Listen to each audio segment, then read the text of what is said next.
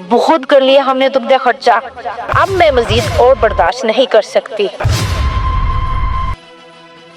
अब जान छूट जाएगी मेरी, अब इन्हें कोई नहीं बचा सकता।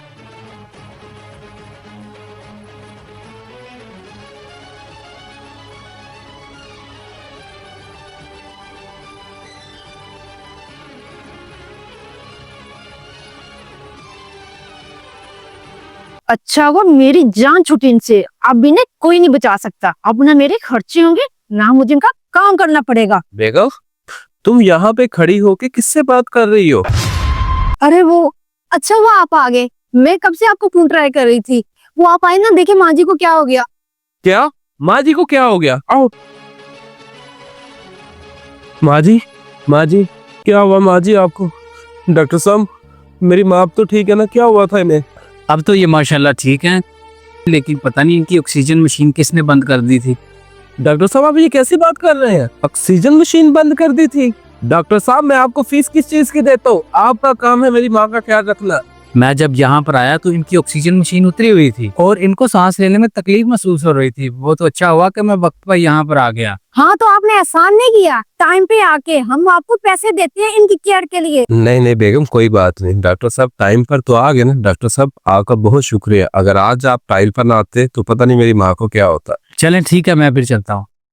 बेगम, मैं क्या कह रहा था, माँ जी को किसी बड़े हॉस्पिटल में एडमिट करवा देते हैं। अरे नहीं नहीं, इसकी क्या जरूरत है? बड़े हॉस्पिटल में भी तो वही इलाज होगा ना जो यहाँ हो रहा है।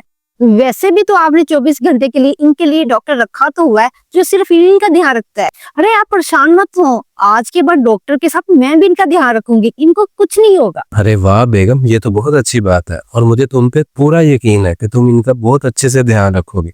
अब एक काम करो ना, मुझे बहुत ज्यादा लग गया, खाना तो खिला दो मुझे। आप खाना बना लो, उतनी देर में माँ को मेडिसिन दे देता हूँ, फिर मुझे एक जरूरी काम जाना है। ठीक है, जल्दी जाओ। आज तो इनको डॉक्टर ने बचा लिया, अब तो इनका मैं ऐसा हाल करूंगी, इनको डॉक्टर क्या कोई भी नहीं बचा सकेगा। पहले मैं एक काम करती हूँ, डॉक्टर से तो मैं पीछा लाजमी छुड़वाती। डॉक्टर साहब देखो डॉक्टर, अब तुम्हें छुपने की कोई जरूरत नहीं, और मुझे पता है तुम चुपकर मेरी सारी बातें सुनते हो। नहीं नहीं मैडम, मैंने तो कुछ भी नहीं सुना। मुझसे झूठ मत बोलो, और मुझे पता है तुम्हारा मुंह कैसे बंद होगा। रुको, ये लो पैसे। आज के बाद इस घर में तुम्हारी शक्ल नजर ना आए मुझे, और इस बारे में अगर किसी को बताया तो मुझसे बुरा नहीं होगा कोई। ठीक है मैडम, अब बेफिक्र हो जाएं, आप जैसा कहेंगी वैसा ही होगा। चलो ठीक है, अब तुम निकलो यहाँ से। देखो बुढ़िया, अब मैं देखती तू कैसे बचती है। बेगम, ये तुम क्या कर रही हो माँ के साथ? माँ, माँ, माँ आप ठीक है? ये क्या हुआ आपके साथ? मैं बताता हूँ आपको क्या हुआ। पहले भी जो ऑक्सीजन निकाली थी आपकी बीवी ने निकाली थी।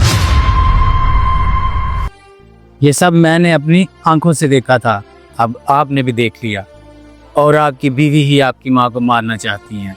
ये क्या बकवास कर रहे हो डॉक्टर तुम? मैं इनको क्यों मारूंगी? ये इनकी बीमार है, ये मेरी बीमार।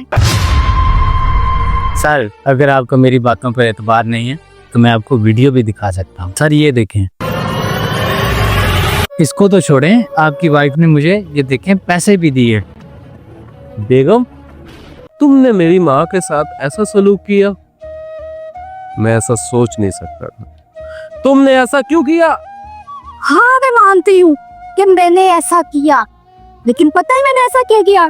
मैं थक चुकी थी पिछले 30 साल से इनकी खिदमत कर करके। बेगम, तुम मेरी माँ के बारे में ऐसा सोचती थी?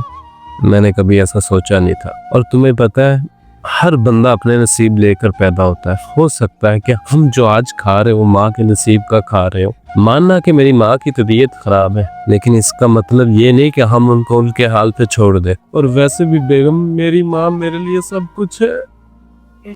हाँ अदनान, आप बिल्कुल ठीक कह रहे हैं। हो सकता है हम माँ के नसीब का खा रहे हैं। आपकी माँ में और मेरी माँ में कोई फर्क नहीं, मुझे आज एहसास हुआ है।